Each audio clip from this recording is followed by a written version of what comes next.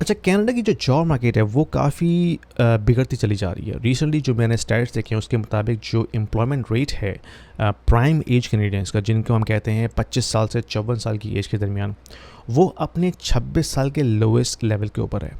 और उसके साथ साथ जो पब्लिक सेक्टर एम्प्लॉयमेंट है जिसको गवर्नमेंट ओन करती है वो 30 ईयर हाई है, जबकि पब्लिक सेक्टर की जो प्रोडक्टिविटी है वो 10 ईयर्स लो है। अब आपको पता है कि जहाँ कहीं भी गवर्नमेंट इन्वॉल्व होती है तो प्रोडक्टिविटी तो आप एक्सपेक्ट नहीं कर सकते। डिलेज, एक्सपेंसेस, इश्यूज़, या आप चीज़ें एक्सपेक्ट करेंगे गवर्नमेंट के साथ। और जो सबसे स्केरी पार्ट है वो ये है कि जो फेडरल टैक्स रेट है ना, as a percentage of GDP, वो 20 ईयर्स हाई है। लेकिन इसके अलावा हम देख रहे हैं कि गवर्नमेंट के पास तो एक्सपेंसेस पूरे हो ही नहीं रहे, उनको मज़ीद बोरिंग करनी पड़ रही है। तो ये क्या माजरा है, क्यों इतने हाई टैक्सेस के बाद भी गवर्नमेंट के पास जो है वो खर्च करने के लिए पैसे नहीं है? Let's talk about it. अगर हम नंबर्स को देखते हैं तो हमें नज़र आता है कि जो पार्टिसिपेशन रेट है ना पब्लिक सेक्टर में कैनेडियंस का, वो कम होता चला जा रहा है।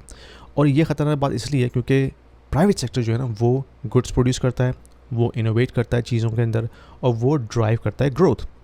और कैनेडियंस जो हैं ज़्यादा से ज़्यादा पब्लिक सेक्टर में एम्प्लॉय हो रहे हैं जहाँ पे प्रोडक्टिविटी डिक्लाइन हो रही है। अब आपको पता है कि प्रोडक्टिविटी आप एक्सपेक्ट नहीं कर सकते पब्लिक सेक्टर में, लेकिन मैं इसको एज अ बैश नहीं कर रहा पब्लिक सेक्टर के एम्प्लॉयज़ को, लेकिन वो एक इम्पॉर्टेंट रोल प्ले करते हैं। लेकिन जहाँ कहीं भी आपकी इकॉनमी का जो ग्रोइंग चंक है वो टैक्सेस से फंड हो, यानी कि गवर्नमेंट इसको फंड कर रही हो, और एट द सेम टाइम जो प्राइवेट इकॉनमी है वो श्रिंक हो रही हो, that is not a good sign. Okay, और यही इस वक्त कनाडा में हो रहा है। अगर हम प्राइवेट सेक्टर को देखते हैं तो जब वो वीक होता है तो क्या होता है, आपके पास कॉम्पिटिटिवनेस जो है वो कम हो जाती है, आपकी इनोवेशन स्लो हो जाती है। और जब कंपेरेटिव नहीं होती, यानी कि आपके पास ऑप्शंस नहीं है स्विच करने के, तो वेजेस जो हैं वो स्टैग्नेंट हो जाती हैं। और यही एग्जैक्टली कनाडा में हो रहा है। और गवर्नमेंट जो है उसकी स्पेंडिंग जो है वो कम नहीं हो रही, वो नई स्पेंडिंग हर साल लेकर आते हैं, और उसी वजह से टैक्सेस बढ़ते हैं, उसी वजह से वो मज़ीद बोरो करते हैं, क्योंकि आप तमाम एक्सपेंसेस टैक्सेस के ज़रिए पूरे नहीं कर सकते। तो फिर आप क्या करते हैं, आप मज़ीद मनी प्रिंटिंग करते हैं, और इन सब का खर्चा कौन पूरा करता है, आप करते हैं। और ना सिर्फ टैक्सेस के ज़रिए, हायर टैक्सेस के ज़रिए, बल्कि आप इन्फ्लेशन के ज़रिए अपनी परचेजिंग पावर को खोते हैं, जो कि आपकी सेविंग्स को खा रही है, जो कि आपकी रिटायरमेंट को खा रही है, और आपकी जो ओवरऑल क्वालिटी ऑफ लाइफ है वो इससे बहुत बुरी तरह मुतासिर हो रही है। आप देख सकते हैं कि अगर आप 10 साल पीछे चले हैं उस वक्त आपकी क्वालिटी लाइफ कनाडा में क्या थी और अब क्या है।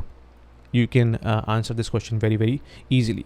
अच्छा, अब करना क्या है? देखिए, अगर आप जॉब हंटिंग कर रहे हैं रिसेंटली, तो आपको पता है कि मार्केट में काफ़ी कंपटीशन है, जॉब्स कम है, और सैलरीज या कंपनसेशन जिस हवाले से आपको ऑफ़र हो रही है वो कम है compare to what you use to get few years ago. और फिर लोग कॉन्ट्रैक्ट और गिग वर्क की तरफ जा रहे हैं ताकि अपना जो गैप है, जो उनका जो एक्सपेंसेस हैं वो मीट हो सकें। और of course this is not giving you stability, it's giving you unstability instead. और जो बेचारे यंग कैनेडियंस हैं जो अभी यूनिवर्सिटी कॉलेज से निकल के आ रहे हैं, उनके लिए तो ये एक बुरी खबर इसलिए है क्योंकि उनके जितने भी अगले माइलस्टोन्स हैं वो डिले हो रहे हैं। ठीक है, जिसमें of course buying a home, starting a family, और आपने अगर इमरजेंसी फ़ंड अपना बनाना है, तो ये तमाम माइलस्टोन आपके डिले हो जाएंगे जब आपके पास एक स्टेबल करियर ही नहीं होगा। अच्छा, आप क्या कर सकते हैं इसके अंदर? देखें, जो चीज़ ट्रू है वो ये है कि जो ट्रेंड चल रहा है ना, ये इतनी आसानी से रिवर्स नहीं होगा। तो जॉब मार्केट तो चेंज हो रही है, एआई की वजह से काफ़ी चेंजेस आ रही हैं। तो अब इसमें आप क्या कर सकते हैं, आप अपने आप को अपस्किल कर सकते हैं और अपने आप को अडेप्ट कर सकते हैं आने वाले हालात की बेसिस के ऊपर। अब इसमें आप क्या कर सकते हैं कि भाई, आप जितनी भी इंडस्ट्रीज़ ग्रो कर रही हैं, आप उनसे अपने आप को अलाइन कीजिए। ठीक है, वो स्किल्स पैदा कीजिए जो ईजिली रिप्लेसेबल ना हो ऑटोमेशन या एआई के ज़रिए या आउटसोर्सिंग के ज़रिए। और सबसे तीसरी चीज़ जो है, सबसे इंपॉर्टेंट चीज़, वो ये कि नेटवर्किंग कीजिए। नेटवर्किंग करें, लोगों से मिलें, अपने कॉन्टैक्ट्स बढ़ाएं ताकि लोग आपको जानें और आपकी अपॉर्चुनिटीज़ क्रिएट हो बिफोर यू नीड देम। लेकिन लोगों से मिलके ही एक दूसरे को रिकमेंड करते हैं। अगर आपके जितने कॉन्टैक्ट्स होंगे उतनी ज़्यादा आपकी जो चांसेस हैं न्यू अपॉर्चुनिटी को एक्सप्लोर करने के वो बढ़ जाएंगे।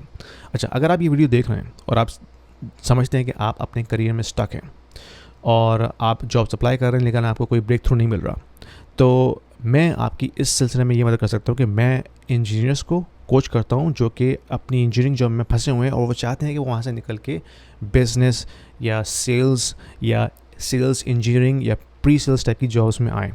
और क्योंकि मैंने ये ट्रांजेक्शन खुद की है तो मैं अच्छी तरह जानता हूँ कि इसमें क्या क्या चीज़ें दरकार होती हैं। तो मैं 1-to-1 कोचिंग करता हूँ उन इंजीनियर्स की जो इस तरह की ट्रांजिशन हासिल करना चाहते हैं। तो अगर आप उनमें से हैं तो प्लीज़ आपको मिल जाएगा लिंक मेरी डिस्क्रिप्शन में, मुझे रीच आउट कीजिए और मैं आपसे 1-to-1 कोचिंग करके आपकी हेल्प आउट कर सकता हूँ। देखें, जो गवर्नमेंट की सिचुएशन है वो तो हम कंट्रोल नहीं कर सकते, ना ही हम ग्लोबल इकोनॉमी को कंट्रोल कर सकते हैं, लेकिन हम जो कंट्रोल कर सकते हैं वो अपने आप को कर सकते हैं कि हम किस तरह से अपने आप को प्रिपेयर करें इन तमाम चैलेंजेस के सामने। तो ना तो आप जॉब मार्केट को बेहतर होने का वेट करेंगे और ना ही आप अपॉर्चुनिटी के दस्तक होने का वेट करेंगे। आपको ये सब खुद करने हैं, यानी कि अपनी अपॉर्चुनिटी खुद बनानी है, ठीक है। क्योंकि इस दुनिया ये जो चेंजिंग वर्ल्ड है ना, खासतौर पर जो वेस्टर्न वर्ल्ड है, यहाँ पे टैक्सेस बढ़ते रहेंगे क्योंकि गवर्नमेंट के पास पैसा नहीं है। Government is broke. तो गवर्नमेंट तरह तरह से चाहेगी कि टैक्स का रेवेन्यू बढ़ता जाए। इसी वजह से वो इतनी इमिग्रेशन बुलाते हैं ताकि लोग आके टैक्स पे करें, क्योंकि जो प्राइवेट सेक्टर है वो श्रिंक हो रहा है, गवर्नमेंट बढ़ती चली जा रही है।